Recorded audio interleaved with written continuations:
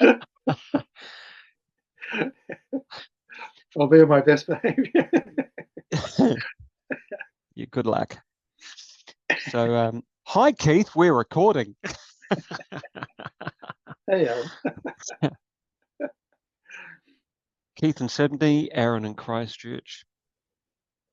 What are we talking about today? Well, I've been having a fascinating time thinking about attention.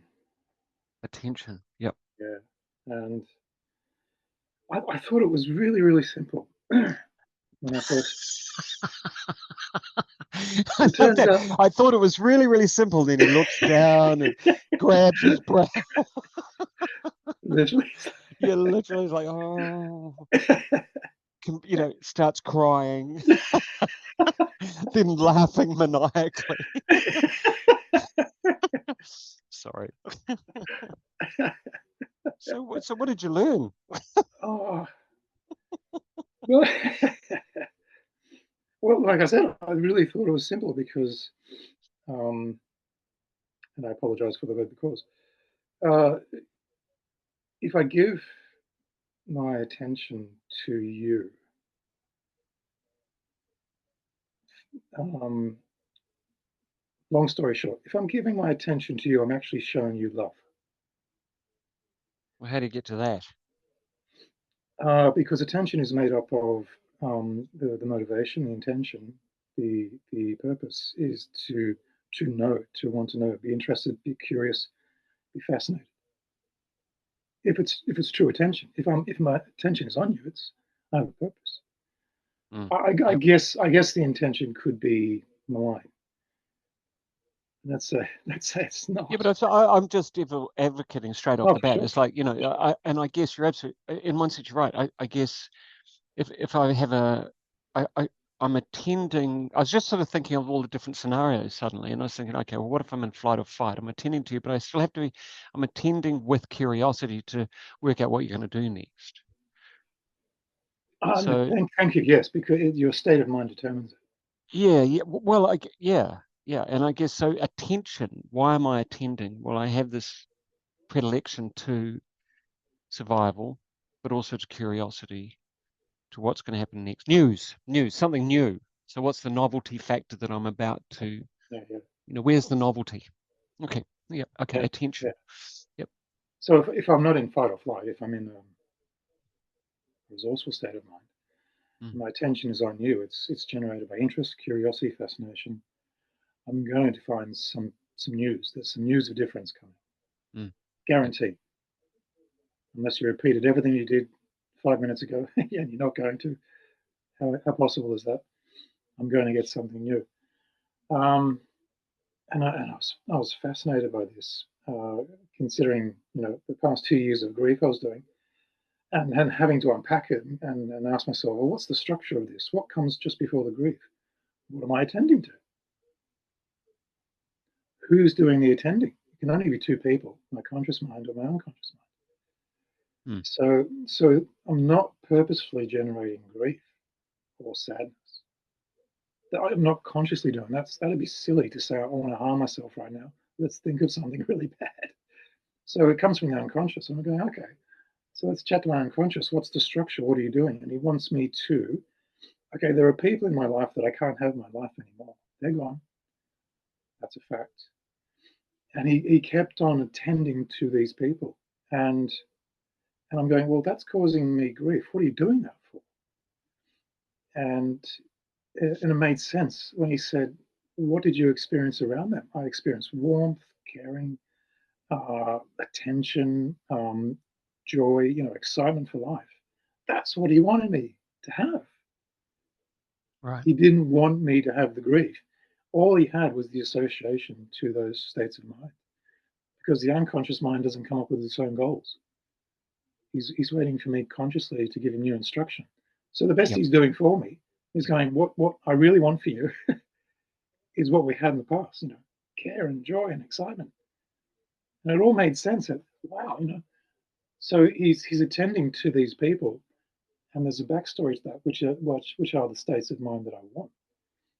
My conscious mind is going straight to the people and going into grief. Wait a minute. So the conscious mind goes straight to the people. So you're consciously Oh well, doing, he's giving me the people as an example of states of mind like care and joy and excitement. yeah, yeah, yeah. And then what happens? Instead of me understanding that he's actually trying to motivate me towards really nice states of mind, I go into they're not here anymore. Right. Yeah, That's my conscious mind because he's yeah. you know he's got a very limited scope of attention, and his attention goes into they're not here, as And opposed and to and then what follows that is loss. yeah. So it's I go into scarcity. Boom. Yeah, It's yeah. what I don't have anymore. It's scarcity, and this is what blew my mind. He doesn't want me to have scarcity. He wants me to have abundance. And I'm going, wow. So it's just been So it's a fault in the mainframe, really, isn't it? Or is it that we I don't have know. is it that we have a culture of, I mean, in a culture of scarcity, I mean, Buddhism talks a lot about attachment. Our greatest foe is, our enemy, I guess, is attachment. Mm, Attachment to a person, to a thing, to a concept, to a dream, and because that attachment has so much attached to it, and all of those things are fictional, really. I was talking to a friend in Bulgaria actually, and he's running he's philosophy. running Bulgaria. Sorry. Running Bulgaria, yeah. No, he doesn't want to be, but but he could do probably. I don't know.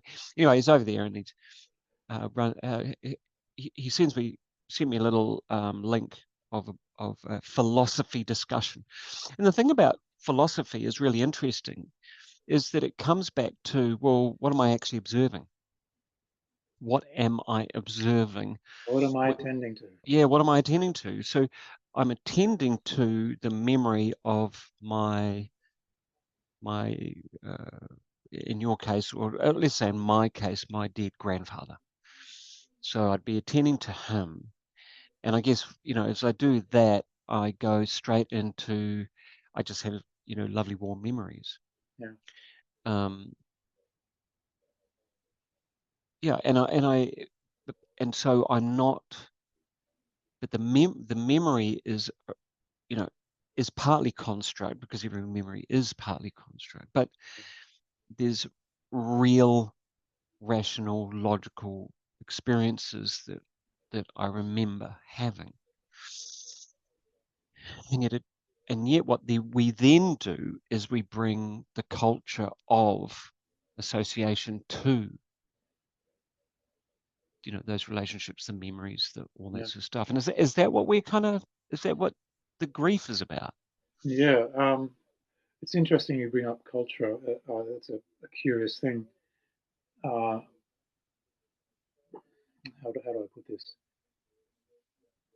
Having my personal history not being educated in abundance, it made sense to me that I had a scarcity mindset already pre-programmed. So when I thought about my mum, it's like, oh no, she's not here, as opposed to what you just said, the warm memories that you have of your grandfather. Yeah. I've got a billion warm memories of my mother. How come I didn't go to there? How Mm. come I didn't go into abundance straight away?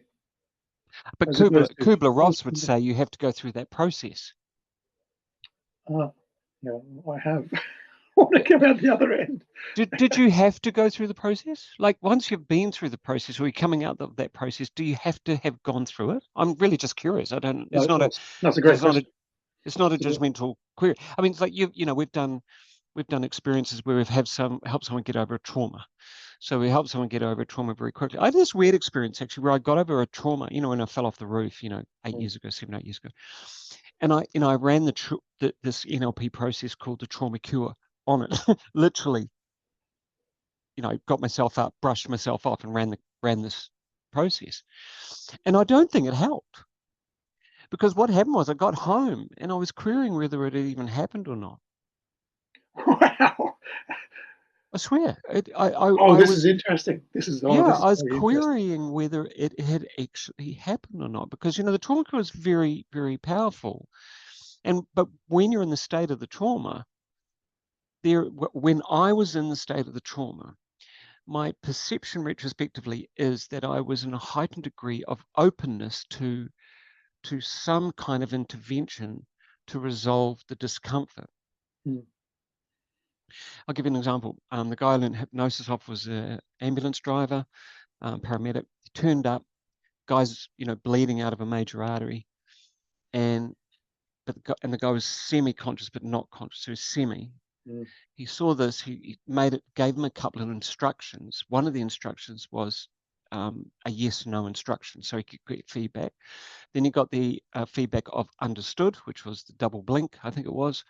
And then he said, turn off your blood on the count of 3. 1, 2, 3, and the blood Mm. stopped. Mm. So in that state, we go into that kind of prefrontal cortex drops out where it's not querying what's going on anymore. Mm. It goes into, well, just give me an instruction. And it follows that instruction. Yeah. Yeah. I'm just wondering, because it's really interesting. So that a little bit off track, but kind of two examples of my own and the paramedic, and then thinking, okay, well, because I keep asking myself, Keith, do most of these socialized expectations about how we should respond to something, Mm. where are they written? Is it actually necessary? Is it appropriate? To grieve for 2 or 3 or 4 years, as some people do.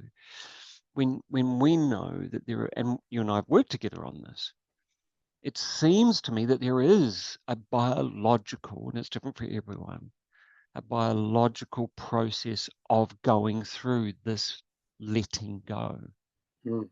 or the going through coming to terms, or the going through whatever frame you want to bring to this, an evolutionary. Mm. But the query often is like, having seen what is possible with the right strategies, and the subconscious doesn't really comprehend time and space. It's not going, well, I need 2 years to sort this out. It's not going, it's not doing that. Yeah. It's like, Yeah. Yeah. do Yeah. you know what I mean? Or is Well, it? it's I'm really open to, I don't know. So it's a carry great on. question. It's a great question. Did I have to go through the grief?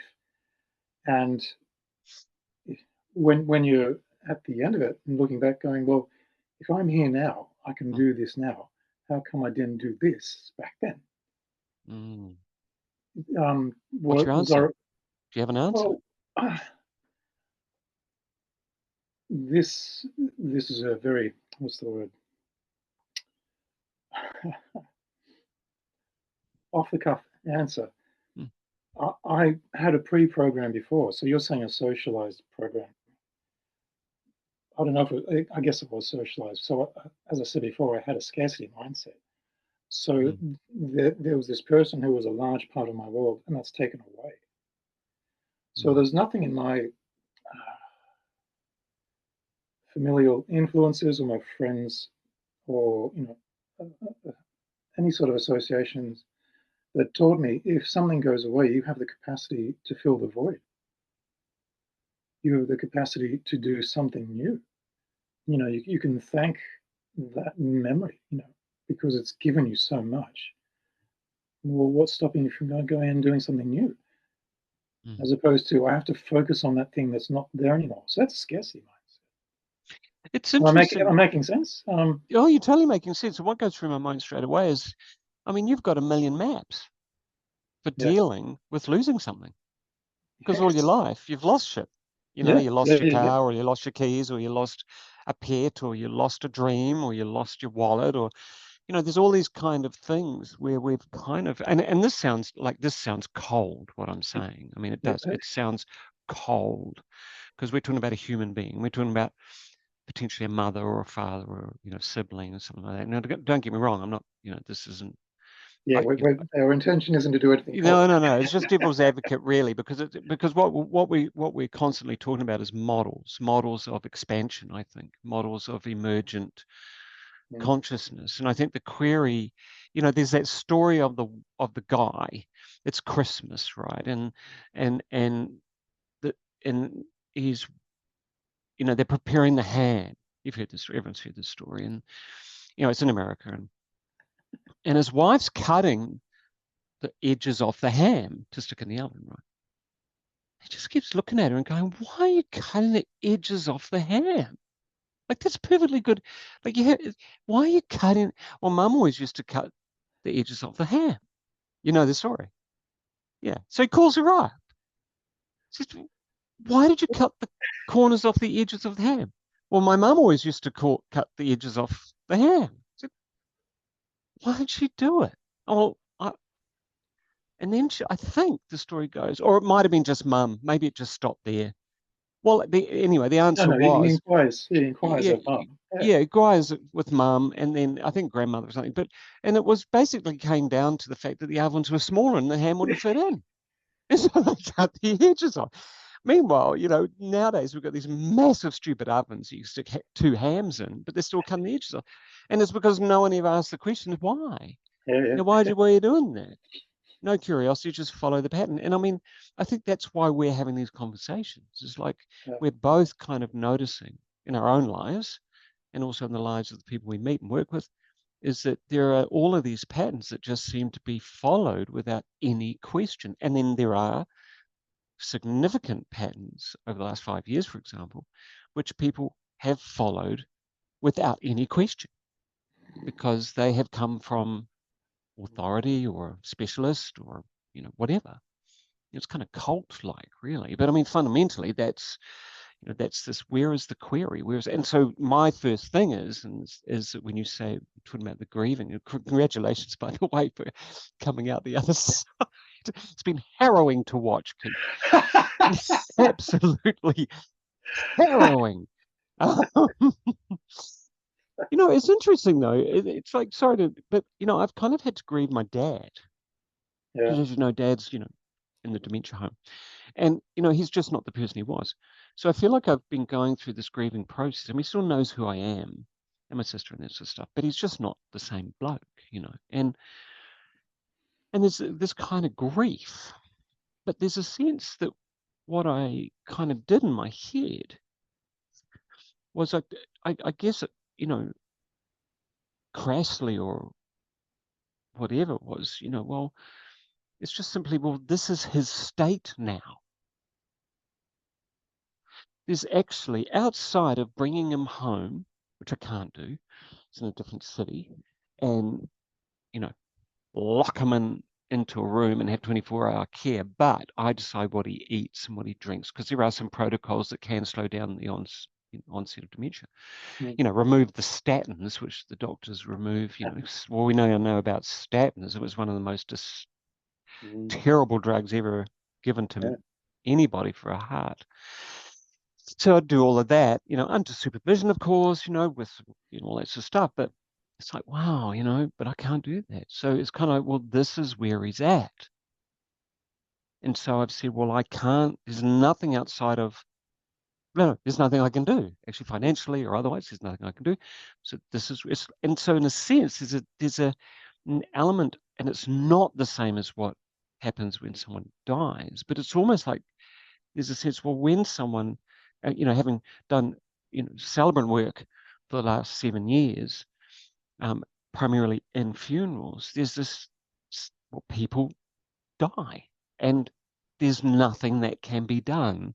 And this is now the relationship I have.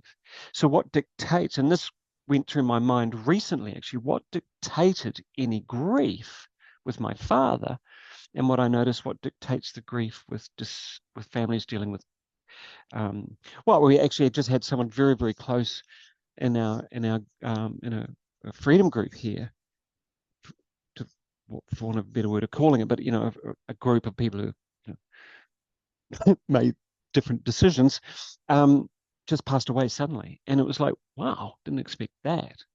But the conversation has kind of gone that, well, this is what's happened. The grief and everything comes from, but he's not here. It comes from the attachments, the narratives, and my attachment to those narratives and to those feelings that I had with them and all those things. And we, that, I wonder, is that different for different people, and is it, well, it won't be the same for everyone. I'm talking too much, but it's like, it fascinates me. Yeah, no, no, you're never talking too much. You did warn that you didn't want us to come across as cold, and I know what you mean. And I took myself through the reducing the process of reducing attachment, Mm. and because I was excited about the concept, having going through the grief, I thought I'll try it. If I can reduce the grief, that'll be wonderful. So I was doing it on a regular basis when I was experiencing grief, and there was a sense of what you said, the words you used. You almost had a sense of you questioned whether the experience happened, Yeah, yeah, and because I you and I, because I you was the same yeah, experience. carry You on. know, Sorry. yeah, no, I had a similar experience. All of a sudden, I didn't have an attachment to my mum, and I went, "Oops," Mm. because the attachment I had was the grief, and the grief was gone. And I'm Mm. asking myself, well, what attachment do I have to my mum now? I hadn't thought of what that Yeah, was. yeah, So yeah, she's not here anymore. yeah, What as you said, what is the relationship now? And the relationship is the warm memories, all the things I learned from her. yeah, But it yeah, was it was sort of like a cold. You were saying you don't want to be cold because it's just models, and it's just place your attention over here and or wherever you want to place it. And it did feel like this sudden drop in caring for this person. It was a very weird sensation.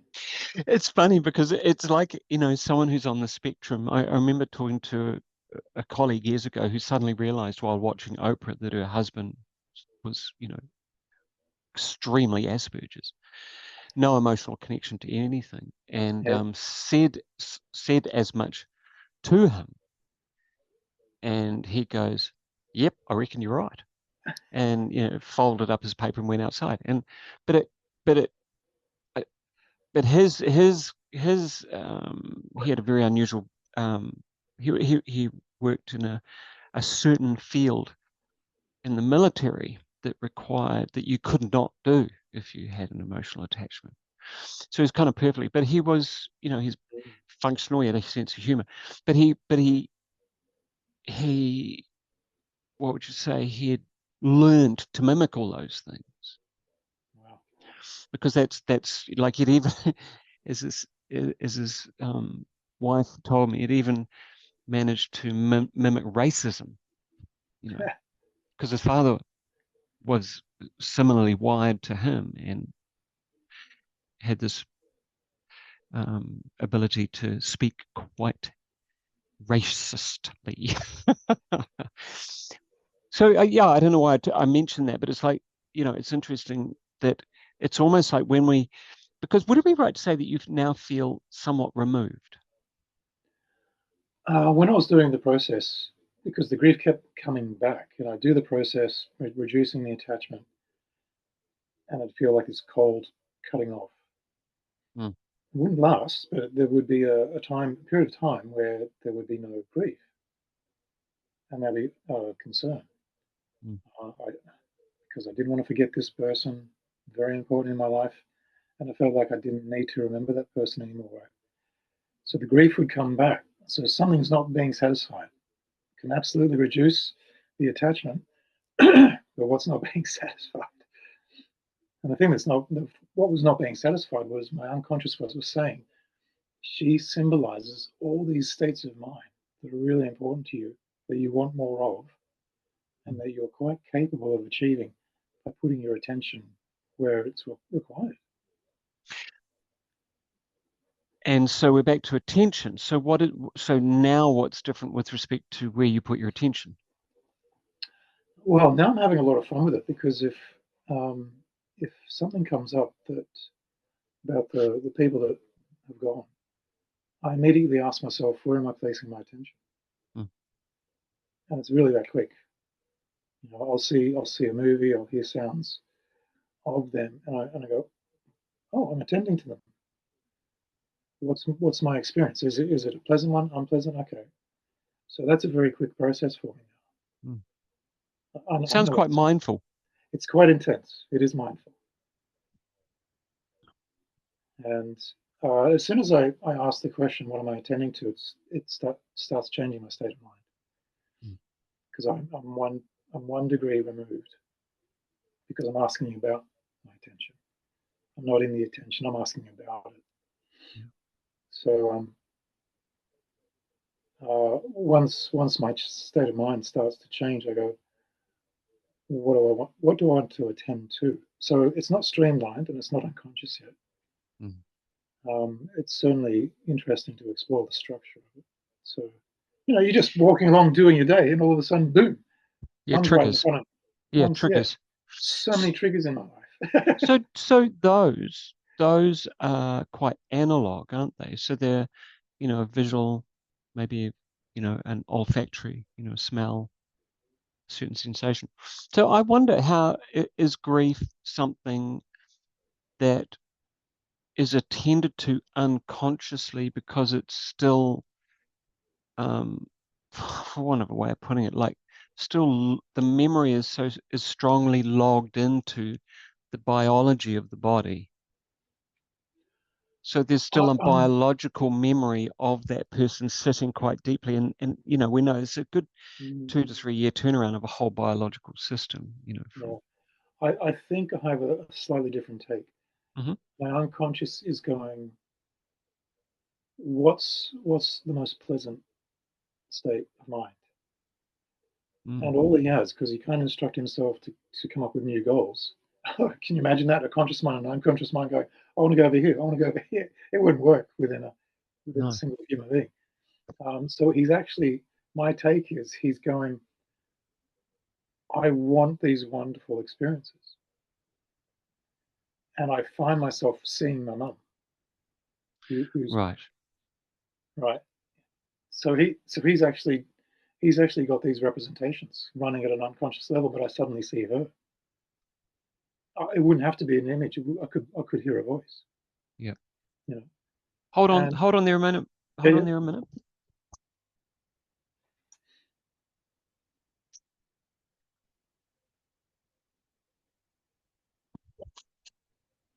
I'm back. yeah. So I don't think there's grief at the unconscious level. Right. So That's my take. I think the grief is me imposing upon the representations he's using.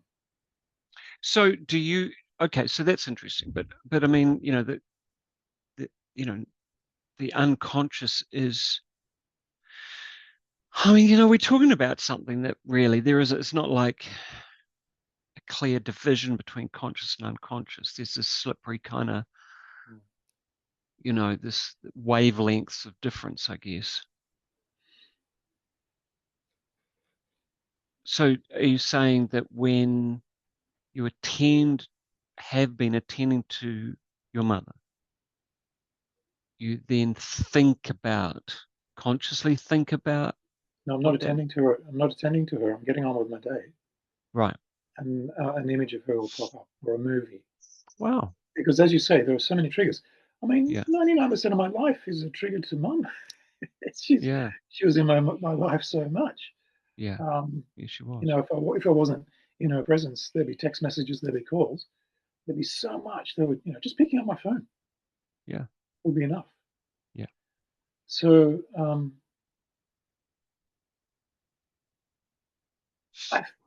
my take is that my unconscious just wants the best of the best at all times for me. I can't imagine my unconscious going, wow, we should really think of something unpleasant right now. I don't think that's what an unconscious mind does. No, so if we looked at the strategy, you pick up your phone and suddenly you get this mental image of your mother. Mm, And then so that comes out of nowhere in a sense. It's a triggered response. mm, Then you have a thought about that which is she's not here anymore. Then your body follows that with yeah, remorse and yeah, sadness. Okay, well that yeah. kind of makes sense, doesn't it? Well, But think that of all of your clients. Where are they attending if they've come to you with a concern? Yeah. They're not attending to your room or you, or they're running stuff. Yeah. Really, literally out there. Yeah. Literally, yeah. Yeah. Yeah. Okay. So attention. So what we're, and then, so what you're also, then we go to is internal representations. So we have our attention. I mean, that's it. There's, the stories of people who have a grief experience. They're in the middle of it. And they, because of what they're experiencing, their internal representation of their world is colored demonstratively by that state of mind. So they can't see joy or color, Yeah. or, Yeah. so Yes. someone who's doing depression or doing anxiety, they can't see outside of that loop. Mm. It's almost like they've put on these glasses that change how the whole world looks. Yeah. Yeah. And due to accidents of personal history, culturally, socially, are they even allowed to see outside of those? Well, I mean, what begs the question there is, well, and there was that research a long time ago. They talk about it in NLP a lot. Um, Gosh, it could be even fiction, but I haven't personally seen the research, but that, pain persisting over a long period of time is because the brain expects the pain that it's had for the last 2 or 3 weeks. Well, I mean, it's been here for 2 or 3 weeks. It will probably persist for Yeah. Yeah. longer. Yeah. So it literally maps that out into the future and expects it, and lays the bedrock of the body's experience to have that pain. And so when you test some of these people, the brain isn't actually picking up any pain. There's no pain in the Mm. receptors. There's nothing there. It's just that they're now in the loop of it. And weirdly, and could explain why, some people in that situation just don't respond well to painkillers. Yeah. Because there's no actual pain, but Yeah. they end up, potentially having quite bad side effects from the painkillers. So so what I'm getting at there is, could grief be in that kind of, if I've been feeling this grief for this long, you know, the whole concept of this too shall pass. Well, surely it would have passed by now. Maybe it's going to carry on, and we almost start mapping our life forward. Ah, it's interesting you say that because that rings true with my experience. Mm, okay. I get a very real sense that I actually thought this is going to be happening for quite a while, and I didn't like it, but there was just a thought. Yeah, and that, Thinking that, but it yeah. worked. It worked. It kept me in grief. So So there, I go back to the first query that I have, which was, well, how long do we actually have to feel grief outside of possibly a normal psychobiological experience? mm, mm, And then, well, how do we then identify, well, I'm in habit now. I'm in yeah, dopamine now. Yeah, I mean, I could just be triggering dopamine. I could be, yeah, yeah, and I'm wearing it out, and that makes me feel depressed. I yeah. don't know. It's like, I'm just making shit up as I go along. But I mean, it's No, no, so, you're talking to my experience. So well, like, yeah, okay, well, that's fascinating. It's fascinating. Because, yeah, yeah, because I know, I mean, people have died in my family, but I think I've had quite a different take on it. But I've had a different relationship. My parents are still around, mm, and my knife's very close to a dog. You know, 14, no, 12 years with a kelpie, and it's just such a incredibly beautiful, loyal animal. You know, mm. and kelpies, they're mad as meat axes, but he was seemed to be, in his last 2 years, he settled down a bit. It was Australia that killed him, actually. Ticks in his mouth. Yeah, Ah, paralyzed his. Yeah, and he just died. Um, Bloody Australian. Everything's trying to kill you, yeah, that's true. pretty much. So, but I noticed myself. But I've, regressing into the structure of what you're talking about, is like getting a trigger. My wife Wendy painted a picture of him, and we still have it. And every now and I'd glimpse it, and I'd suddenly think of him. Mm. And um, and for a couple of years, I think it was, on and off, of course. But when my attention went to him, I was, triggered into. I was more triggered into. He was just such a lovely bloke. As a dog can be a bloke. Mm. Um, yeah, interesting, fascinating. Don't know what else to say about that, but yeah, kind of. I'm just trying to work out the structure of it. Yeah, yeah, yeah, yeah. I've been And playing with the structure. I don't know if I've got it all unpacked. But yeah, it's certainly these unconscious representations, which, as far as I can tell, are not about grief. They're actually about joy.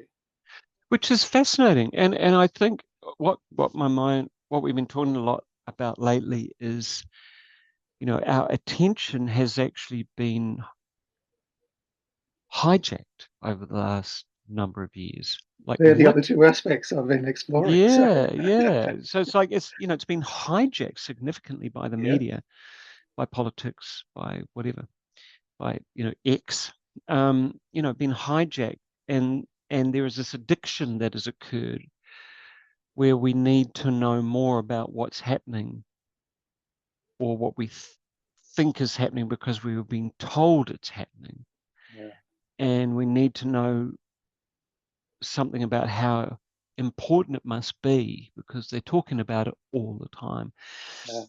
yeah, And then there's that other part, which is the self-preservation part, which is a lot of the attention is being steered into scarcity.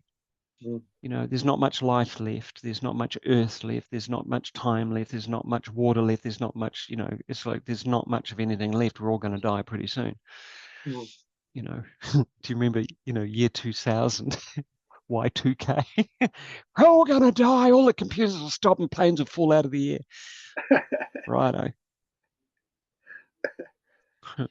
Yeah. I'm glad you're going there because uh, I've been exploring these three facets so Sorry, far. can I just add something in Yeah, there, yeah, actually? absolutely. Go for it. Because, no, just please hold that thought. But what then has occurred, and I speak to a lot of people, and a few people on some alternative news things saying, gosh, wish it was the 70s again. I wish it was, the music was better. Well, I'm not sure it was. But I mean, there's all this sort of stuff about this kind of desire to go back in time to where it seemed more innocent, or seemed more. I mean, what we're now learning is it wasn't any more innocent, actually. It was just, we were just, you know, pickled basically by junk mail, I think. But there's this kind of almost retrospective grieving going on, that something is dead, the naivety, or That's the. interesting. That's very interesting. Do you know what I mean? Similar to, like, something is. I mean, I've had this Yeah, with yeah. people. Like this guy years ago, he came to stop smoking, and he went through a grieving process. He came in one day and he said, "I've just been so sad." And I said, "What's been going on?" And he says, "Well, I've lost my best friend.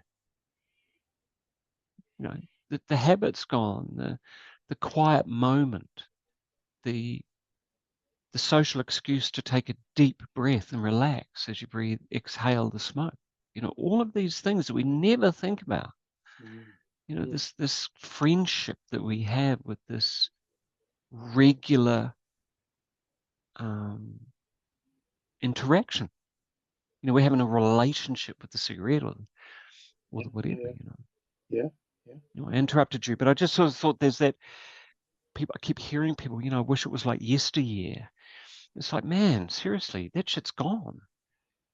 And Yeah, I get it though you because totally get it, totally, the, but it's. the unconscious is saying those states of mind are what I want, and Yeah, and we're all collectively saying, but they're back there. And as I'm yeah. exploring this structure, I'm going, actually, they're over there if I want them to be over Well, they're inside the whole time because they're there. Yeah, logged into our memory as a memory, so we can reproduce that by tapping into them. exactly. We can remap it. Yeah, but I Yeah. think when attention comes into it again, we're too distracted by paying the mortgage, feeding the kids, all these different things, Yeah. keeping up Yeah. with the news, Instagram, all these different things, and going, well, what do I have to, we don't have time to actually even consider that, oh, yeah, I had that past experience, which was the map to what I actually want to feel. Yes. Yes. Yeah. it's it's amazing. But as you say, our attention is being taken up, and this is the third aspect. And you went straight there, which I love. You always do this. So there are a lot of things vying for our attention. And they're doing a fantastic job. And what's the crucial thing about that? It's not a two-way street. That's the promise of novelty. Yeah, but there's no interest in me as an individual. It's just feeding me. I Oh, just want your attention. it couldn't care less. Couldn't care less. Couldn't care less. Because it It's knows not at a, some not point two-way. you're gonna press the buy now button. Or you're gonna go to that website where no, you shouldn't really go to that website. But her jubblies were so beautiful. Yeah, but you shouldn't really. Oh, you went there. Mate, I was Where on, are you going? Where are no, you no, no, no, no. going? I was on, no, no, I haven't been on Facebook for 5 years. I haven't been on Facebook for 5 years because I was trashed on Facebook by my colleagues for Yes. making the decision for my own medical autonomy.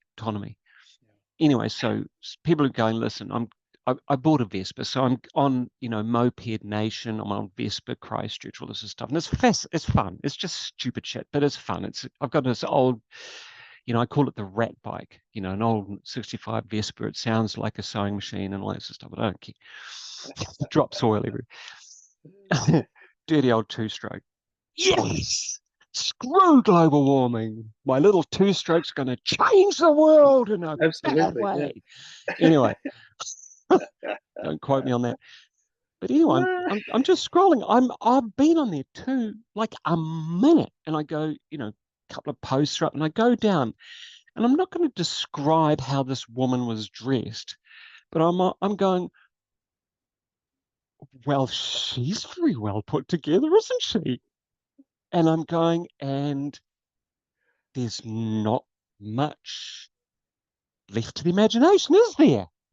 And it's a real, these real things. Yeah. Yeah. And I'm going, well, what if I click on that? Because what's she gonna do? She's on Facebook. She can't take it off or anything because she's on Facebook. So I clicked it because I'm a bloke. And it was just her just standing there wriggling. It was the weirdest shit. It was just the weirdest thing I've ever seen. Like, there she is, barely dressed. Must work out every single minute of the day, and only has a lettuce for lunch. Yeah. Um, okay, so, and that's did you know, I heard a stat today, sorry, I'm off track, but I heard a stat. Something like, I think it's 30% it's actually a large percentage, I think it's more than 30, but let's say 30% of the American population is between 18 and 32 or something. 10% of that population is on OnlyFans, the female population. 10%, so 30% is female, and 10% of that is on OnlyFans. Now, some of these girls, one of these girls, she was interviewed recently, it was on X, made, I think it was $3.5 million in a year. She was making like 20,000 a week on OnlyFans. And do you know what she does? She sits in a cleavage friendly top Yeah. with her hair gorgeous and windblown, playing computer games, mate.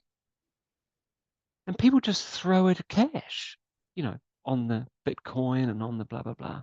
But it all legally goes through the tax system. It all legally goes because you can just look at it and see there it all is.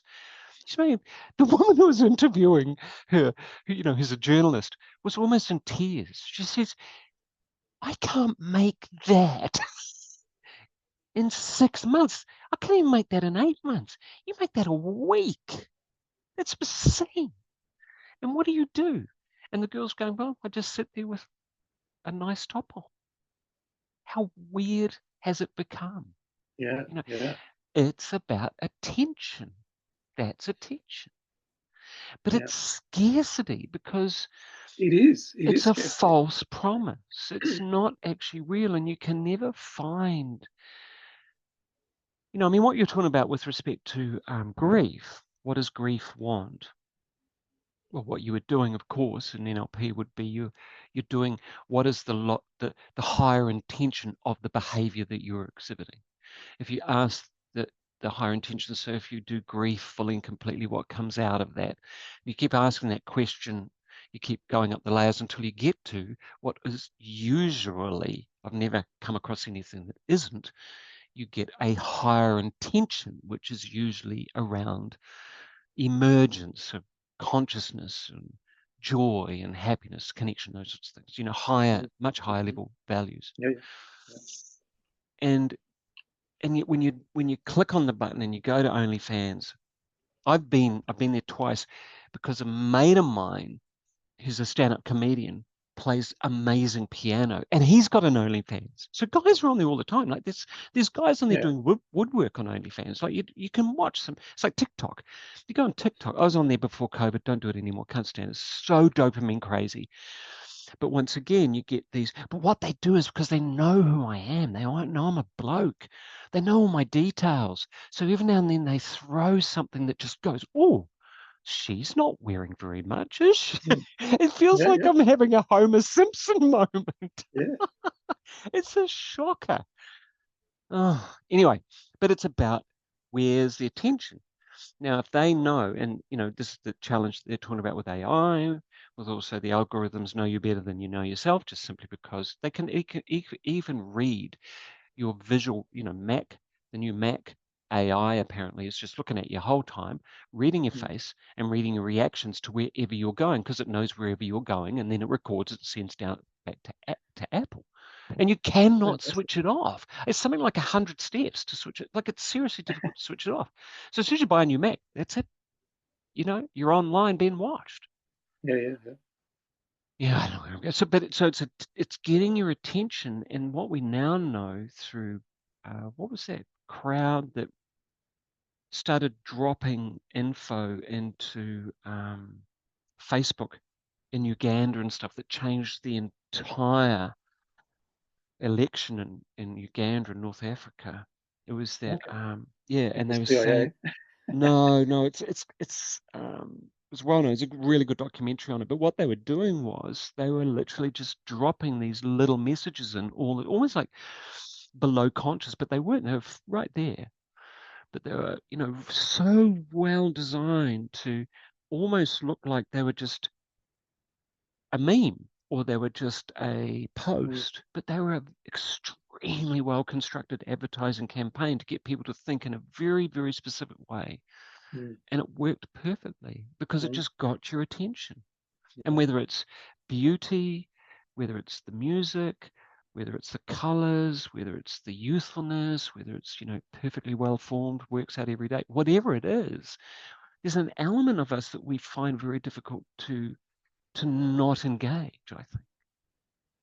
Um, yeah. and that's attention. And that's what we're talking about, Yeah. I think. And I want to bring it back to what you said before, which I completely agree with. It's a scarcity mindset. So here's this Mm. thing being presented, and there's this incredible attraction. And my question is, okay, that's there. Where is it around you? Where is it around your life? Obviously, it's not because you want what's on the screen. Yeah, well, I mean, I'd speak personally. I mean, with respect to this thing on Facebook, and I would think, I'm querying myself right now. Was there a scarcity moment? But I was thinking it wasn't actually. It was more just curious because I get it. I get Yeah, Facebook. I get Instagram. I get it. It's all bullshit and it's just trying to get you to follow. But yeah. I was just curious to know, well, what I think it I was get like a that. little, yeah, I yeah, get that but because it's in the moment. I'm talking about someone who's addicted to it for well, yeah, a yeah, week, that's a old. month, a year. That So what's Yeah. not in their life that they have to go back to that thing? Transcendence, I would say straight away. I would say it's just that there's no sense of self. There's just no sense of self. There's just everything is dictated to by the external referencing process, i.e., I'm object referral. So my well-being, everything about me refers to the objective world outside of me. And the challenge with attention is that that is actually predicated by my internal representation of the world that I think, feel, experience, that I live in. So whatever I think I'm living in, whatever I believe, whatever my construct in my internal world is, that will define my first response to whatever's coming in around me. For sure. But I don't know that.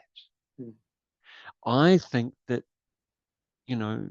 the grey sky is making me unhappy. I Yeah. think that Such a good point. It's such a good point. well, I mean, it's just the absolute classic kind of prescription from all, Eastern spiritual practices, which is, our greatest discomforts come from our attachment to an object referral world where we have no notion of, as the Essene writings of Jesus Christ would have said, which is interesting to bring that, but it's really the Essene writings, as he said, peel back the bark and I am there. What he's saying is what's inside of you. It's nothing to do what's out there, because you peel back the bark, there's just more tree. It's not about that. It's about, well, what is where is that perception coming from? Who am I? You know, Yeah. and and this is a conversation that I've noticed is coming up a lot at the moment. Like it's really, I think it's a wonderful conversation. Anyway, Well, there seems to be a desire for it because people are finding that there's a lack of something. It's scarcity, and they're searching for what do you put in that void? mm, So people will either press the buy button or start asking the question, which might lead them to, as you said before, well, what are my internal representations? that's How, a hard ask, though, isn't it? how I mean, isn't it? It's seriously, very are they hard. going to go there? Randomly? Are they just going to go? Yeah, seriously, no. They're going to wait for Eventually, someone. some do. Yeah, well, I do. We have, and it's like, well, but and millions and millions and millions have, and yet there's this kind of sense that a lot of people, and certainly people, in it appears in places that have huge influence, aren't going there. They're not. They're not there. Yeah. And that's so. There's no philosophical kind of conversation going on. It's the nuts and bolts of the exterior world you know, defines my happiness or sadness, or whatever, and that's what I attend to all the time, and that dictates. And the challenge is that's like it's like a freaking lottery wheel spinning on the. It's like dopamine, dopamine, dopamine. Yeah. Well, as you Um, said, all of these things are vying for our attention, mm, and it's not two-way. And people might be searching for what is this thing, and I think, in my uneducated opinion, that I think that's all that's missing. What is happening exactly right now, you and I, right now, listening to you and feeling myself being listened to by you, I'm mm, in abundance. There's not a mm, worry in my world when I'm talking to you. mm, And yet, if you've got all these mm, media who just want your attention but are not willing to give back, which is attention, mm, yeah, not the promise of something, but an actual attention. yeah. I'm interested in you. That's the thing that's not coming back. So it's because Mm, it's one sided. They're having their soul ripped out of them and they don't know. yeah. Righto, that's good. All right, let's move it.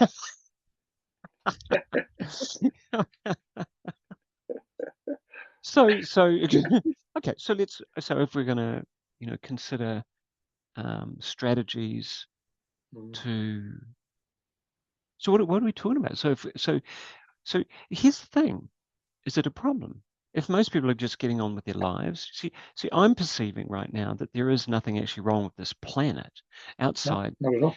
outside that just about everyone on some level thinks that there's something wrong in their lives. So you can be an elite UN person with their 17 sustainable goals, which they're pushing really hard on every Western country and not so Western country, because apparently there's too many of us and we're scarce on resources.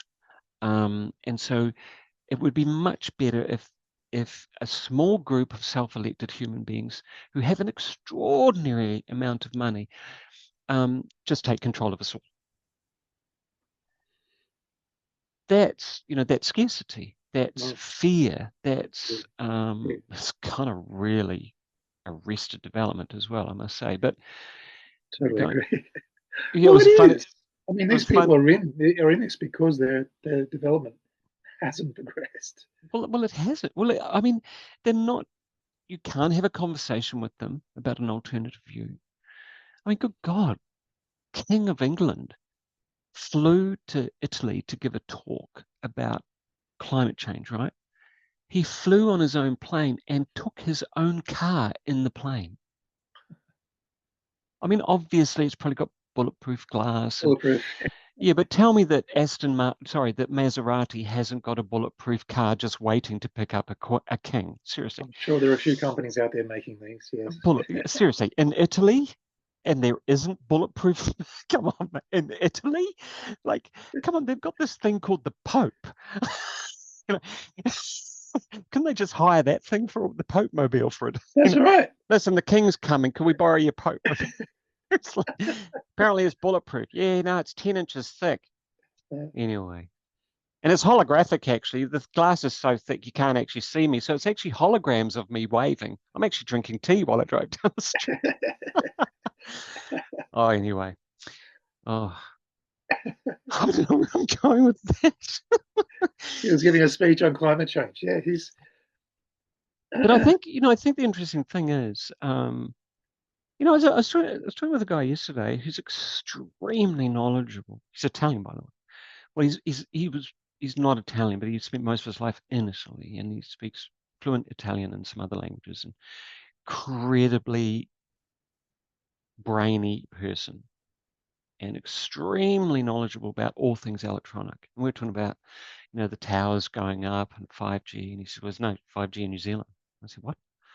He said, well, if there's a G, it's 4.2. There's no such thing as 5. And what went through my mind straight away is, when you buy a 500cc Suzuki or something, it's actually 200, it's actually 475 or Yeah. 485, but they just say 500cc. So they've called them 5Gs, but there's no 5G in them. And then he starts telling me, and it kind of almost blew my mind. And I'm not going to go into it because it's really technical. But he started explaining why it's only 20 watts comes out of the bloody tower, and it's not a lot. It's really small. So it's like, yeah, I mean, your hairdryer has no, 60 watts. Your hairdryer has 2,000 watts to get that thing going. Your blender has 2,500 watts. What comes out of that thing is, down the road there, I can see two of them. Is like it's nothing. It's not even close to that. It's really fascinating stuff. And he's saying, well, it's really hard to, get cancer from something like that. You got to literally be sitting on it, you know. And he's pulled them apart. He's pulled apart. Anyway, what I'm getting at is, what if, just out of curiosity, it's like grief. What if I got into a pattern of believing something about these things that isn't actually true? What if I got into a pattern that believe every time I look down the road and I see those things, I go, oh, they're pumping 5Gs at me. It's just, it's electromagnetically revamping my DNA so I become a, humanoid kind of vampire or something, or a zombie, and I'm going, I'm not sure I'm not sure I'm interested in believing that. Yeah, yeah. Yeah. But if As Dr. Michael Levin says, everything is placebo. Choose which one you yeah, want to take. yeah, and I'm kind of, but you got to be careful because Exactly. there are certain things that you shouldn't really stick in your mouth. There's certain things you shouldn't get kind of injected into your arm. There are certain things that you shouldn't, you know, there are certain things that are actual realities. Like if I believe that I'll survive, but I drive at 100 mile an hour into a brick wall with no seatbelt, chance in a Bambina, chances are the last thing that goes through my mind is going to be the engine in the back.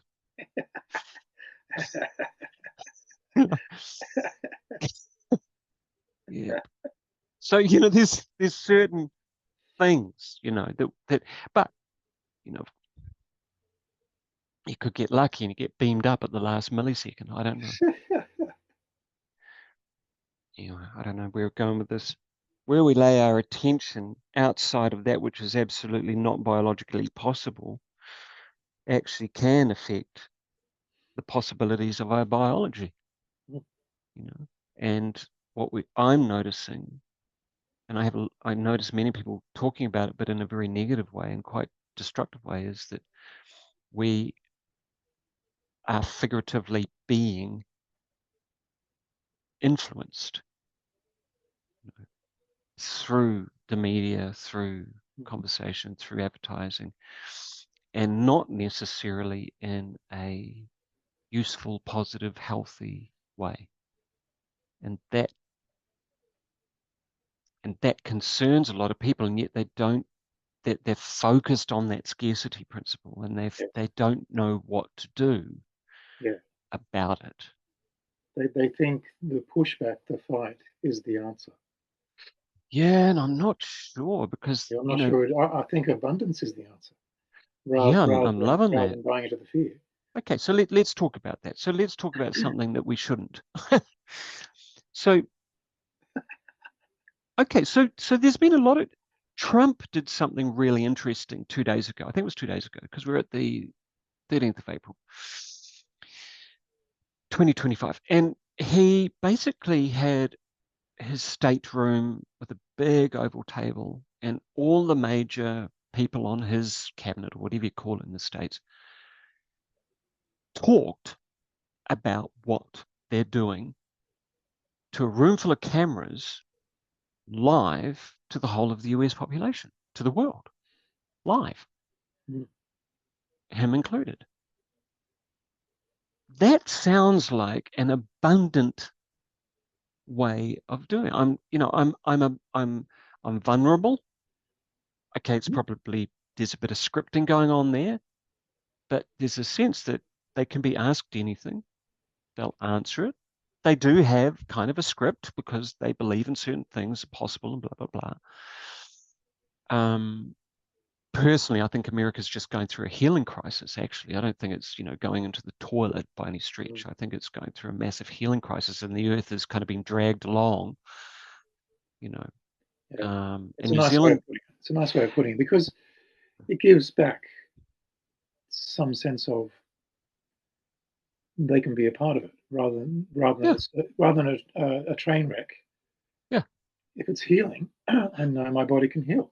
I Well, know my community yeah, can heal. Yeah. yeah. And I mean, here is this guy who's orange man bad, who's suddenly, literally, every other day, he's speaking to the entire public, 360 odd million people, about everything that he's doing. And he's asking any question that people are throwing at him. And sometimes he goes, well, I'm not going to answer that because, you're just a dick. But at least and then, all of the South Park followers go, yeah, he's a real human being, It's like, and no one knows what to do with Elon Musk because they can't even work out. He seems to be getting younger. I mean, no one can work it out. It's just like every time I see him, he's like, "Are you getting younger, man? Are you an alien? How come Uh, you, how come you're running all these businesses and you're doing Doge and you like seriously? What's wrong? Are you sleeping? yeah. Like, Does he what are sleep? you? Yeah, probably not. Some of them don't. Margaret Thatcher sleeps 2 or 3 hours a night. Wow. Some people are literally designed that way. They just don't need to sleep. Churchill slept 3 or 4 hours a night, and then took a 2-hour nap in the afternoon. Got his kid off in his office and went to bed. Mm. Grotty old man, apparently. But anyway, there's other stories about all of these people, of course. But he said that's the other part. If they were enlightened, they wouldn't hold the body. They'd leave. They'd do an Obi-Wan Kenobi on us and just Yeah. That's been my reframe lately, actually. It's like if someone really important that we love just drops dead, we go, yeah, he's done an Obi-Wan Kenobi. He's good. He's good. He's oh, there he is. I can hear him speaking to me. Feel the force, Aaron. Feel the force. Geez, I go on, don't I? But I'm just sort of thinking, there's that. But most people, if you look at what Trump's doing from a scarcity attitude, that, oh my God, he's changing everything and that change is going to ruin me. I mean, let's be fair. Hundreds of thousands, a couple 100,000 people have lost their jobs. But, I think actually what was more brutal before Trump came along was COVID. People lost their houses, their jobs, their families, their lives, their health, are still crippled, have no compensation. No one believes them. Everyone gaslights them. Less in New Zealand, it's absolutely horrific what's been happening last week, just off the charts. Even High Court has gone against and saying, no, no, no, it's all bullshit. No one's harmed. You should all be mandated and you all should be made. And now we've got the gene bill coming through. It's like, wow. So my query is, abundance is a fantastic framework for how to look at potential resolution or pathways forward. And yet, if the status quo is based in scarcity and fear and hegemony and ownership and control, Mm. and they're writing legal policy that they are getting through, midnight when no one turns up to vote, so they get it through. People are distracted with this and this and this and this. It's Easter coming up, so guaranteed, no one, everyone's on holiday except for the two guys who are going to put the next 10 policies through. Yeah. Oh yeah, no, there were two of us and we all voted A. Wicked. So now we can put anything into your body without actually needing your consent, and we can actually take all labels off all food in New Zealand coming up 2026, which will mean you will not know if it's GE or not. What is the biggest selling thing in New Zealand right now? Second to tourism. Our food. Why does Europe and Japan want so much of our food? Yes, it's GE free. We're about to crucify that, and Wow. they don't care. Now, if you are thinking about having a conversation with people who have gone that far down a myopic track, and you want to talk to them about abundance, what they do is they say, well, we're going to be abundant because now we're on the global market of genetically engineered food, which is going to create, of course, more jobs, of course, more money, more tax dollars, more exports. So they roll out the Mm. abundance narrative. But you don't have to have a degree in anything to see the non-verbal incongruence, you know, Yeah. like Yeah. how does the ex-Prime Minister of New Zealand, who is on $200,000 or $400,000 a year, how come she's got $46 million in the bank? Mm. How does that work? So it's like, okay, cool. How do I, Keith, have an abundance conversation in that context? That's what I want to know. Do you want to? I have to live in this context. Or are you just talking about New Zealand as a whole? No. This is the only thing on my bandwidth. I mean, in my bandwidth, I'm living in a city, in a like our city, like our country hasn't even got the population of the city you live in. Yeah. No. And yet we grow some of the best organics, got the best milk, we've got the best foods, all that sort of stuff. Well, we up until next year we do. And but No. we just sold, I think it was 25,000 hectares of some of the prime sheep growing land in the South Island to pine forests for CO2. Oh, to a company that's in Scandinavia who make furniture products that they send flat pack all over the world, to offset their carbon emission. oh wow. So we've lost 25,000 acres, hectares, I think it is, of prime growing land of our Amazing. second biggest meat export, that being lamb. Japanese Yeah, can't get enough of it. yeah, So they can grow the most poisonous tree, you know, and which makes the land useless for a yeah. short time. Well, you just got to grab your big bag of your big carton of popcorn and watch the show. Well, I think that's what we're all doing because it's almost like my abundance says, ah, let it play out. Mm, You know, I'm going to do what I can in my family. I'm going to speak openly about these things when I feel inspired. And yet I can't change that madness. And it's not my job. yeah, Is that yeah. my job? Only if you choose it. Yeah. Is it madness though? Is it madness or is it just, this is just the way it is? Because I'm judging. And if I judge, I'm coming from scarcity. This has to happen. What's happening in the world right now, it just has to happen. And do you know why? Because it is happening. Well, it is. Yeah, Yeah. So, yeah. The best I can do is explore what my motivations are, yeah. and to um, for the sake of transparency, if you could see my internal world, it's there's a lot of fear there, and I do play out a lot of fantasies. What if I could control that person or that group? But I know that I'm playing the fantasies Mm, because in my fantasy, that group is out to get me, wants to control me, wants to tell me what to eat, blah blah blah. So in my fantasy, I'm even more powerful and I can control them. And I go, now I know what I'm doing. I'm doing what they're doing. How's that going to play out? mm, It, that's a scarcity mindset. So if someone wants to control me, nothing I can do about it. And as you would say, fill your boots. You're more scared than me. mm. So And at some point in my death, I will become compost. And at some point, as they say in Sanskrit, I will look back at the blink of Brahman. One blink of Brahman is 440,000 years, and notice that I was a speck of non-existence in that entire time. mm, And yet I was so attached and attentive to my importance that I forgot to just relax and enjoy the ride and have fun.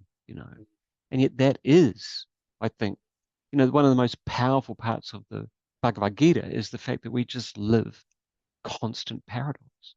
yeah, The paradox, we're talking constantly paradox. I mean, living in a world that is so infinitely abundant, or at least appears to be to me and you, about scarcity is the most ludicrous paradox. And my entertainment of that, my attention to that suggests to me that anything about scarcity is a fiction. Because when I muscle test abundance and scarcity, I don't get any strength in scarcity. It doesn't exist other than I've fictionally generated it. Oh, but what about if you don't have enough money to? But money is a fiction. Or what if you don't have enough food? Well, what are you deciding is food? See, I can't understand. I'm really dodgy here for a moment. I can't understand the Irish potato famine. I cannot understand. I've never been able to understand it because Ireland is an island, isn't it? Surrounded by ocean. Did no yeah. one eat fish? Did no one eat birds?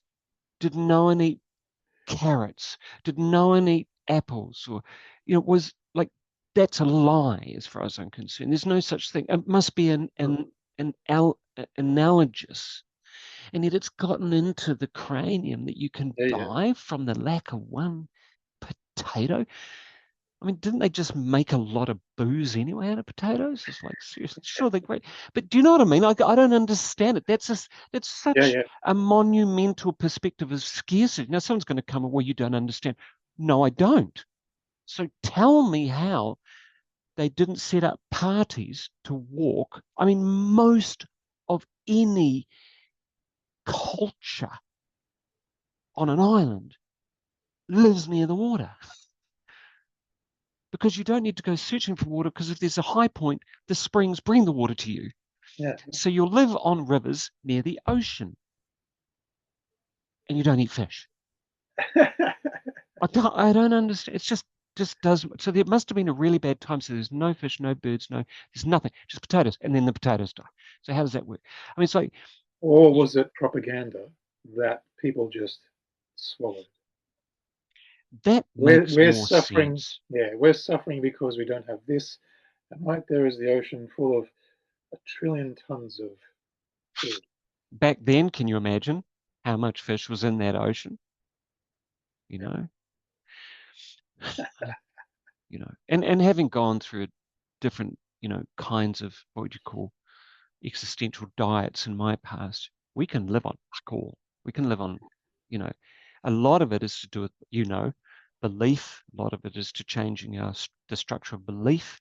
Our body just picks up the ball and runs with it. There are limits, of course, but Mm. how much we think we need to eat these days is a fallacy in itself. We now know that the food pyramid was designed by Kellogg's so they could sell more grain. It's like the actual food pyramid is potentially upside down. Maybe there isn't a pyramid. Maybe it's a circle. It's all made up. It's a fiction, isn't it? Like Yeah, yeah.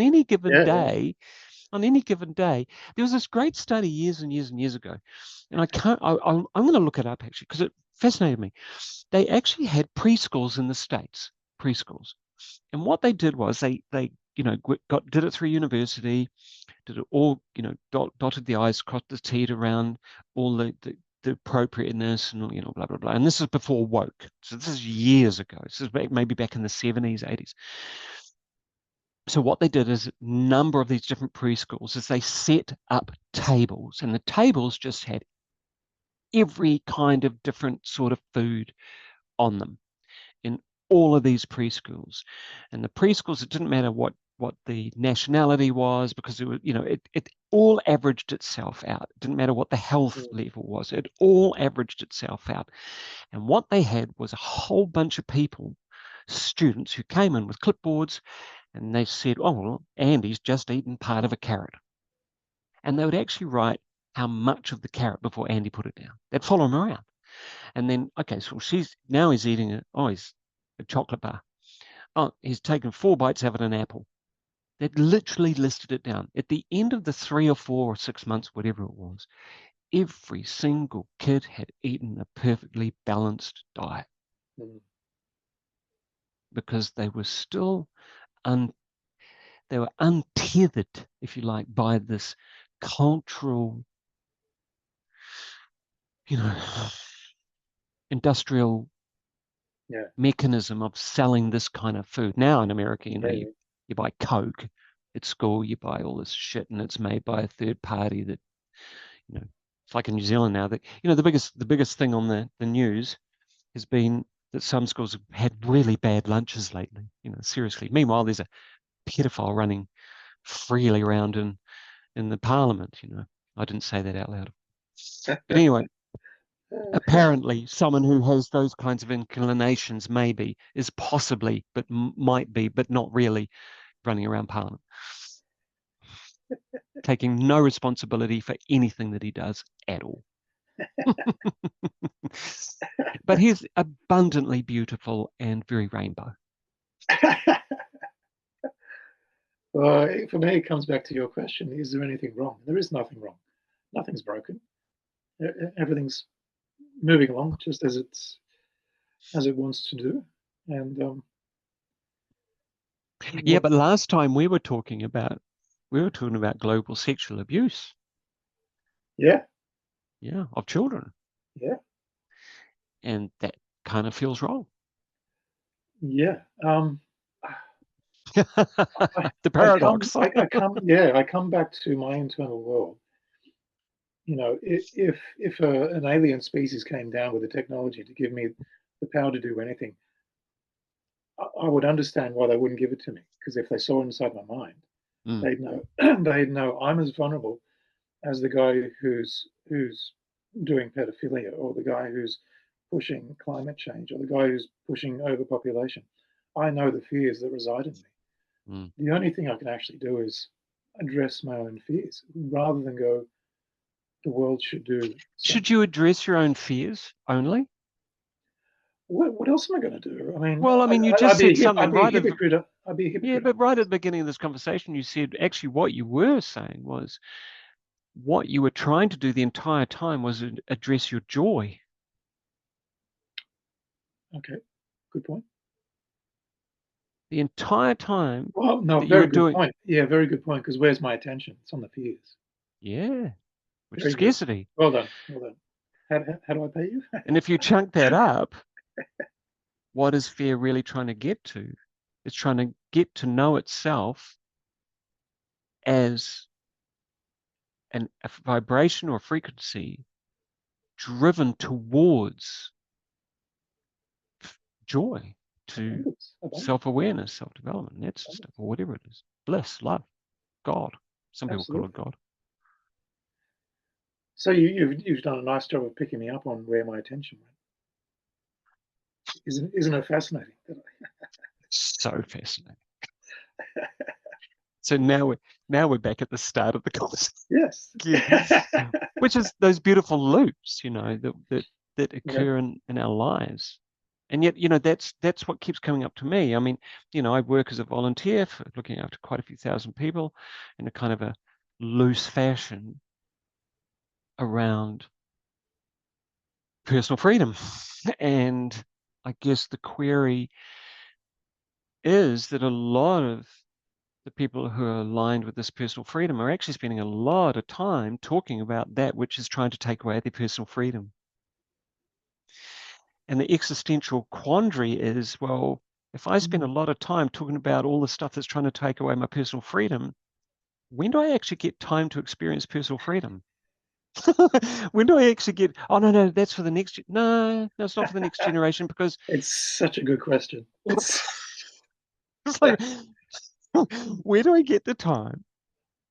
Yeah, do I know what personal freedom actually is? Because if I'm spending all of my time wired into this thing called totalitarianism or whatever you want to call it, or control, or CBDCs trying to take control of my money, taking everything away, jabbing me in the arm, whatever it might be, it's like, okay, well, if I'm putting my attention on that, then my neurological structure is actually incapable of entertaining what freedom actually is because it has no space. You cannot feel happy and sad simultaneously. It's impossible. You can't feel happy while you're doing sadness, or you can't feel abundant while you're doing scarcity really well because they're yeah, opposing neurological structures. yeah. So surely my job in the strategy, and I loved what Tony Robbins did years and years ago. He said, well, if you want to feel happy, look up. Just look up because you biologically cannot feel sad while looking up. Take a deep breath and look up. And try, and that's the next part of it, and try to get unhappy while you're looking up. Yeah, yeah. Now, Man, it begs the question: where are we supposed to put our attention? Because, as you say, if it's on fear, you can't do abundance. they can't. And if you're doing abundance, are we supposed to be informed about what's happening in the world, or is Ah, that ah, ah. or is that the trap Is that you have here's to be? here's the gig though. The number of people I've noticed who are who talk about money all the time and they talk about blah blah blah all the time. And I'm going to push it to the edge a little bit, but no one, but you mentioned Bitcoin or you mentioned the blockchain. Probably the closest you could probably get to a true, honorable, non-interrupted, person-to-person, peer-to-peer, as they call it, interaction between two human beings, uninterrupted. Like I could, on Bitcoin, I could literally send you $1 million right now. And you could send it back and say, here it is. Literally in a nanosecond. And that transaction sent out onto all the nodes so it can never be fraudulently repeated, ever. So that's kind of like spans a number of spheres in terms of consciousness. The guy who invented this, and they will say CIA, who gives a shit? In the end, no one can break it. It's still running. But everyone goes, oh, Bitcoin, look at it. They have no idea. They're talking, so most people who are really intelligent, they go, yeah, but what about Bitcoin? I said, well, yeah, but it's irrelevant. Bitcoin is like English is to the complexity of all language possibilities in the world, including computer languages. So Bitcoin is the same as to the blockchain. It's unlimited possibility of peer-to-peer, face-to-face interactive sharing. And some people call it a biblical right. Don't interfere with my shit while I'm doing it with someone else. I'm not harming anyone. Leave me alone. But what they've come under is that, well, it's, what it means. There's this whole scarcity mentality that keeps coming up. There are actually, what I'm getting at is, as an example, the blockchain is in its bedrock a new way, even if a sunspot, hit the Earth and took out 99% of all electronics, there'd still be 500,000 nodes holding every transaction that's ever happened on the blockchain. It's still there.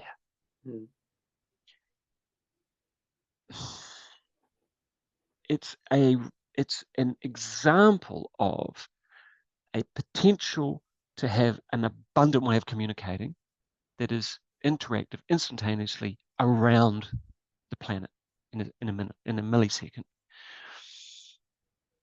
But because of the narrative that has been structured by all the people who are scared shitless of anything that's techie or anything that might destroy the banking system or at least challenge the banking system, blah, blah, blah, blah, blah. Suddenly everything comes down to this narrow little perspective of like, yeah, but it's fantasy. It's a conspiracy theory. It's all these different things. I don't know what I'm getting at, but it's kind of like, it's almost like what meditation is to many people. Like what art is to many people. Art is shit most of the time. It's just junk. Spend a day on Instagram. It's junk, most of it.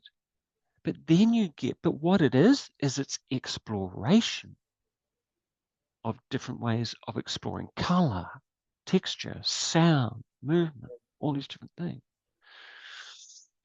There is so much abundance in the human sphere that we never, ever have a full discussion about, ever.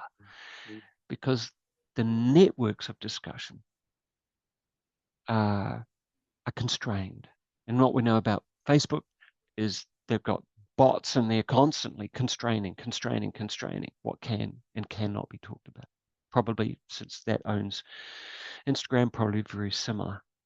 I don't know where I'm going with that, but it just fascinates me. I think because what I'm getting at is there is so much abundance. Even though it's human manifested, created, explored, there seems to be this drama around, well, we're just destroying everything. Yeah. If you run the scarcity stuff that you've been programmed to believe is true, that's probably been programmed into us for the last couple of 100 years, really. We're just here to do evil to each other. We're just here to, Netflix, you go on Netflix, there is very little that isn't about crime. And that isn't some, what was it? The Mission Impossible Part 1 of the new 2-part movie series is so well done. it's in some parts it's stupidly funny because the getaway car is a Bambino. It's fantastic, dead giveaway, but it's the funniest moment, and it goes on and on and on. But he does all his own stunts. The guy's incredible. He's broken all the bones in his body. It's like, and it's the stupidest story. Once again, it's the Russians against the Americans, against the CIA, against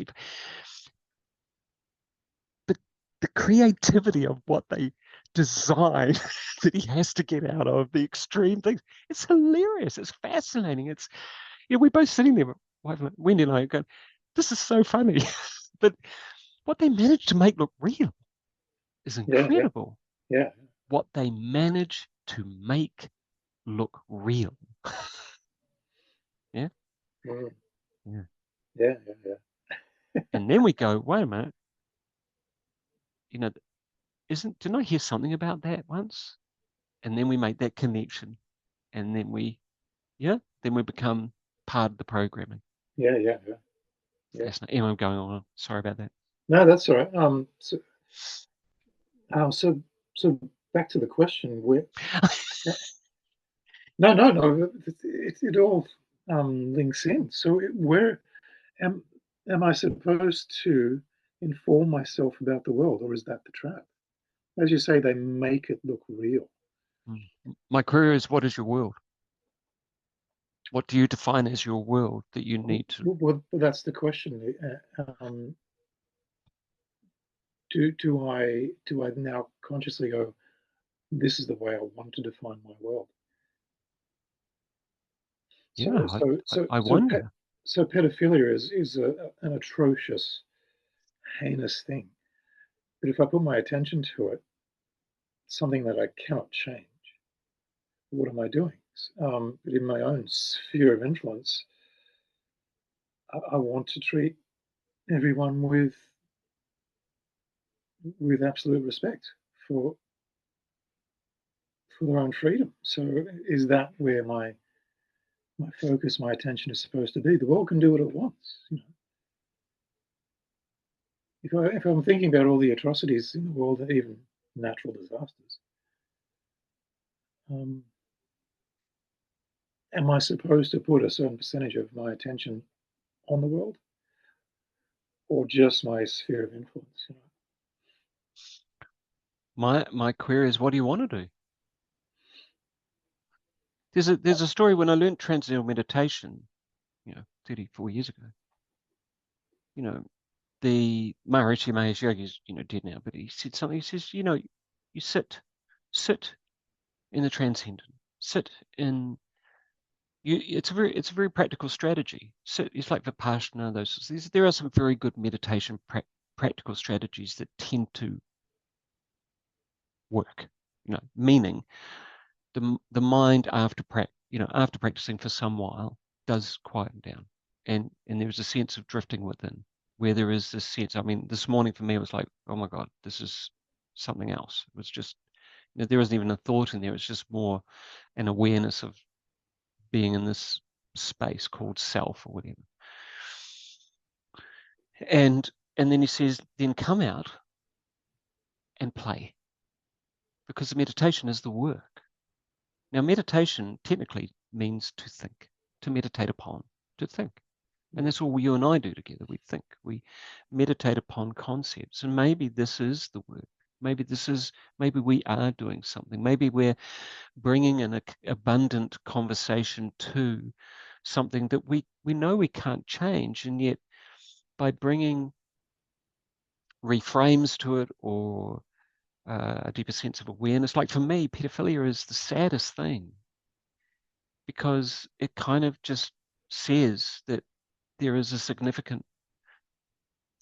Uh, I actually think there is pedophilia could be stretched into so many aspects of our lives at the moment, in terms of the kind of the blatant usage of children, for whatever reason, and I see that as an arrested development of the human psyche, for whatever reason, whether it's been engineered on some regard. I know trauma can create it. Gabriel Mate talks about trauma being an aspect of, not, he doesn't call it arrested development, but certainly certain mental problems, psychological issues. But when I look at these people, and I watch and listen. But for me, I just feel like, wow, I don't feel disgusted anymore. There's just a sense of, there's a sadness there, you know. If I bring an abundance to that, I go, okay, so my abundance is that I'm framing it as a sadness for them. It's not mine. Mm. It's not my sadness. It's not my grief. It's not my behavior. You know, it's none of that.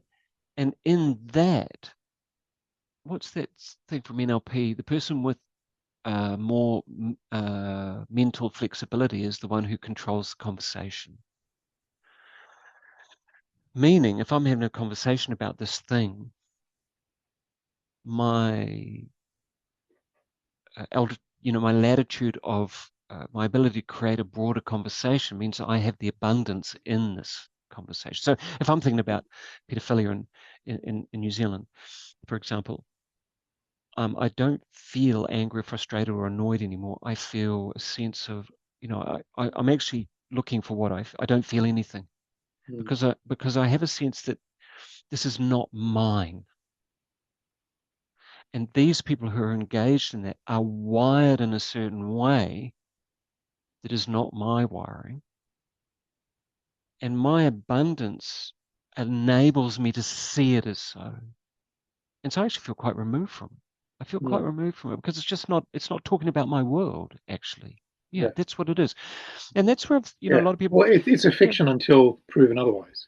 So yeah. why? And, Why? in Yeah. full I disclosure, don't mean to be cold. I don't mean to be cold and inhuman. no, no, no. I don't think, I think once again, that is a scarcity-based judgment that someone is cold because they've given that kind of response. I was called amoral because I gave certain responses about certain things a very long time ago. Obviously, it was just late teens because I was asking all these crazy questions and all that sort of stuff. Anyway, Yeah. It's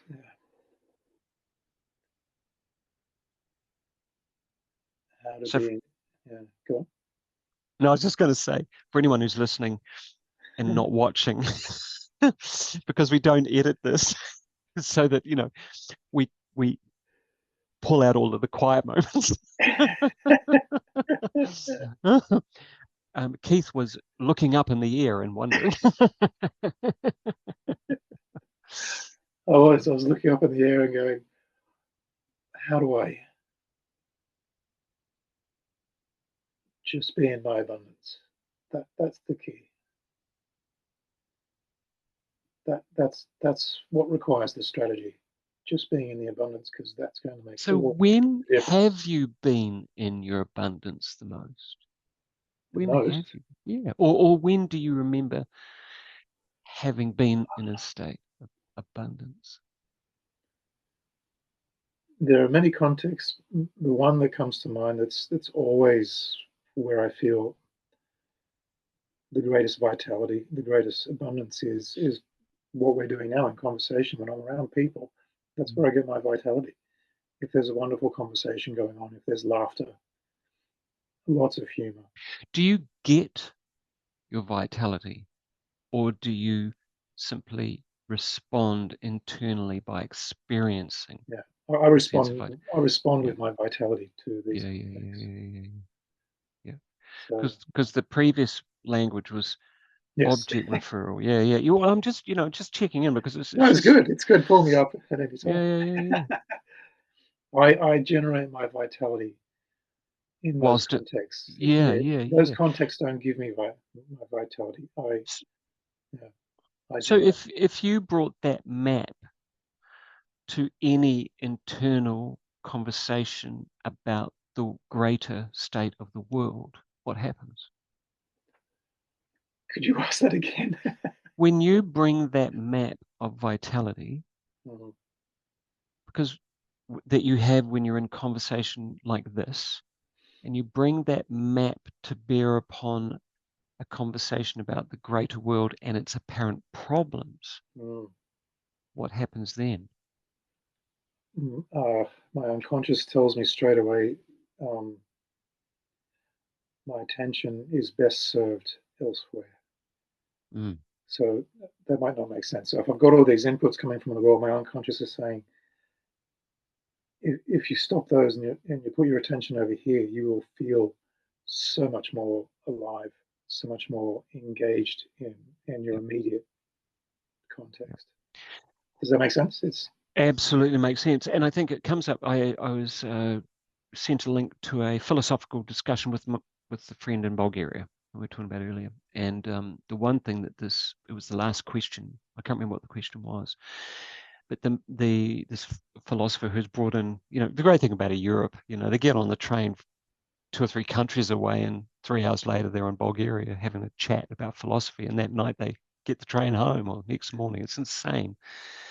Whereas, to get here, it takes 4 days, and that's even if you're allowed to, because, you might be saying something that's not right. But thanks, New Zealand politics. Anyway, but he said, it's selfishness. You see, that an aspect of philosophical discussion is an understanding that one has to be selfish, but it's not the selfish that yeah, has I been. know it. Yeah. Yeah, yeah. We have to think. It's like, the classic analogy is you stick your mask on your face first in the airplane before you fiddle with your kids one. Yep. And I think that's, it's a really interesting thing. So yeah, I think that it's the self reflective. Where am I in this moment? Where is my joy in this moment? Because in the end, if I'm not choosing to do that or feeling that, then I'm not in abundance. And then you get all these other things that follow. Well, I don't love myself and I don't accept myself and I'm self-sabotaging, all this garbage, this new age garbage that comes along with it. It's just, I had this person come and said, "Oh no, I'm doing self-sabotage. I'm just self-sabotaging myself." I said, "Really? How do you, what does that mean?" I said, "Well, I stopped myself doing stuff." I said, "Well, do you want to do it?" "No." I would say, so you ever thought that the fact that you're not doing it is because you just actually don't want to? He says, "Well, I don't get myself to the gym. Do you want to go every day?" "Not really." Well, build a better aim, build a better strategy or something. It's like self-sabotage is horseshit. It's just absolute new age garbage. Oh, you're self-sabotaging. Who made that? People have written hundreds of books on how to get over self-sabotage. Get They up in the missed the morning. point completely. You miss the point completely. But meanwhile, they didn't stop themselves from reading the whole book on self-sabotage. It's like, That's how the point. yeah, how ironic. If That's that that. if that was easy to read the whole book, Yeah, yeah. now you know where to funnel your motivation. There's no Yeah. self-sabotage. It's just It's where like do I want to put my attention? George Carlin does a whole stand-up on, self-help books. It's one of the biggest markets in the US, self-help books Yeah, yeah, for people who can't help themselves. So they go to the shop. They can't help themselves, so they go to the shop to buy a book about how to help themselves, and then they yeah. wonder why nothing's happening. But they bought the book. But they got themselves to the shop. They They got bought the themselves book. to the shop, bought the book. I can't remember the joke. It's so funny, but he's so irreverent when he's dead as well. All the these great comedians are dead. Anyway, I love watching Richard Bandler with a guy who's trying to get himself to the gym, and Richard's skirting around the issue.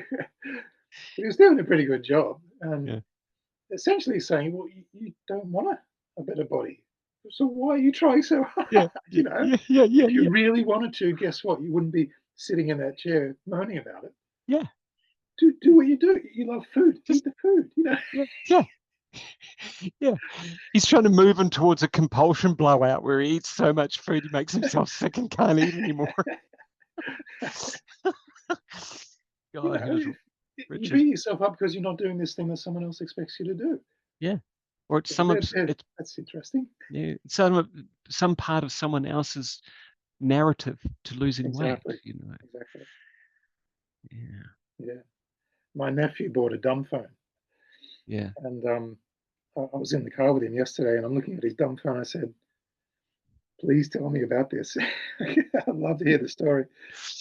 I said, "Does it feel good not having your smartphone anymore?" And he went, "Yes."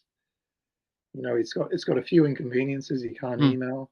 mm, He can't look up the internet for this. But he says if they're the downsides, I don't care mm, because he's not addicted to this thing anymore, and his mm. brain is saying thank you, thank you, thank you Yeah, every moment. yeah, yeah. A lot to be said about that. Yeah. Yeah, yeah. Uh, Meanwhile, every now and then he hotspots his smartphone into it. no, no, he just asked someone else who has one, Wow, but fantastic. he knows it's theirs, and it Yeah, will go away with them. yeah, nice, I think that's nice. that's really clever. So he made a decision, and I think that's something that a lot of these, you know, guru status self-help people talk about is. I remember Maharishi talked about it actually. You're not getting all spiritual or stupid, but someone said, "Well, what do I do?" He said, "Well, make the decision. You got to make a decision, and then you sleep on it for a couple of nights. And if you keep waking up and the decision keeps saying yes to you, then it's the right decision. But if it doesn't, then make a different decision. Yeah. But never act on it straight away. You need to integrate it for a little. Let it go inside and fuck around with your unconscious for a while or whatever. Yeah. A lot of people are now, I think people one by one are discovering that there is this, you can have this conversation with self Mm, rather than, oh, the answer's out there somewhere. The next YouTube video will tell me what it is. yeah, So yeah, yeah, yeah. And yet, at the same time, be in the world and not of it. There's that beautiful kind of saying from, Buddhism, which is like, well, how do I have fun in this world? How do I make the most of it?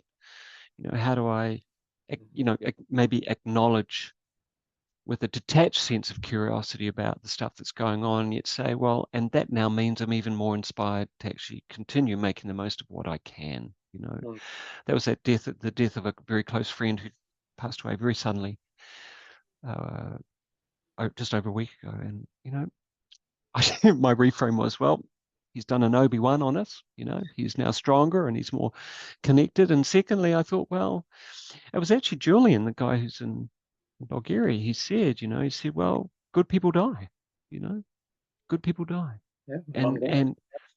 and, and that's a very philosophical way of looking at it. He was technically considered a good person.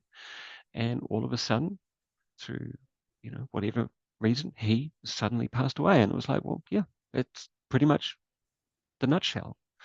And I can live with that. Mm, And I look back and go, well, every moment I had with him, there were some stressful moments with him, but generally every moment I had was a good moment. And but I have to say, as a final, because I'm just looking at the time, it's been a couple of hours actually, mate, and I'm just thinking, the thing that's been so incredibly useful for me that has helped me have that sense of feeling removed is, it's that is the way that they are wired, and it's not me, and it's not mine, and I can see it. I can see the structure of it. I can see the sense of where it might have originated. I can maybe see the hereditary patterns through time. I can see maybe the political or religious structure. I can see maybe there was a trauma here and there, and certainly through working with clients, I just see so mm, much of this stuff that we could get really judgmental about, or mm, upset about, or grief-stricken about, or angry, frustrated. It's actually, well, it's their stuff and it's their wiring. Now, if they come to me and say, listen, can you help me? I want to rewire, I'm in. yeah, But, other than that, that's their world. yeah, That's their game. And I feel compassion for that, in the sense, feel like, but it's just not mine. yeah, yeah, And it's like that's a freedom there. And that allows me to go, because then I can have more, yeah. a Where little where bit do you more. want to where do you want to put your attention? Well, yeah, I guess, well, that's their stuff. That's their worrying. Cool. Now, what was I doing again? You know, where was, you know, and I've had to say this to some people of late. I've said, yeah, it's interesting, but I'm not going there with you. I kind of Yeah, think that's kind of how you're wired, and it's cool. And yet, I think we need to park our conversation right here because I'm not feeling like I can go anywhere with you. It's like you're just there. Just park it for a while and see what happens next time, if there is a next time. yeah, I had this one who's 84-year-old woman. She said, I don't want to talk to you about this anymore. And I said, why? And do you want to tell me why? And she said, well, because you keep asking me questions that I really don't want to answer with you because I actually just don't want to go there. And I said, great. I love that. So we have a understanding, we have an a understanding. sense. And it's like, cool. Should we just continue drinking tea? And she said, sweet. So we finished our cups of tea. And when I see her occasionally, she looks at me sideways with this knowing look.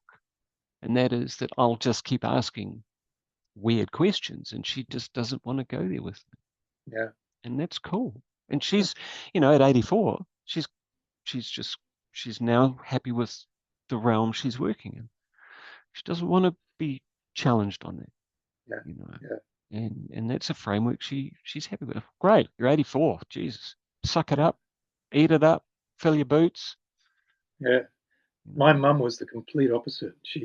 Her mind was so labile. Mm, Ah, mm, mm. what have you got? What have you got? Give me a, Yeah, yeah, yeah, you know, yeah, just yeah. brilliant. And lucky you. There are I'm challenged with the generalizations as soon as I start to say it, but I wonder how many people are actually wired that way. Yeah. In that generation who are just really want to go everywhere, and Yeah. it's like this. She was unique in my life in that sense. Mm, Yeah, when I consider everyone that I know, she just mm, open mind. I mean, not to the mm, point of self destruction where everything was real. There was always discernment, mm, but if you could present a difference, oh, mm. you know, Yeah, yeah, yeah. Awesome. happy yes.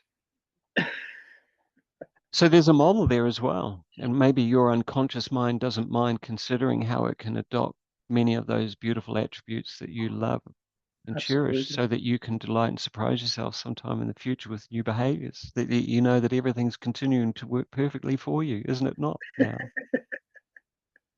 Absolutely. I would love And wasn't that wonderful? that.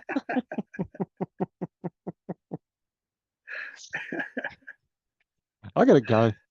Yeah, this Gotta has go. gone. This has gone everywhere, and I loved it. Yeah. Oh, hang on.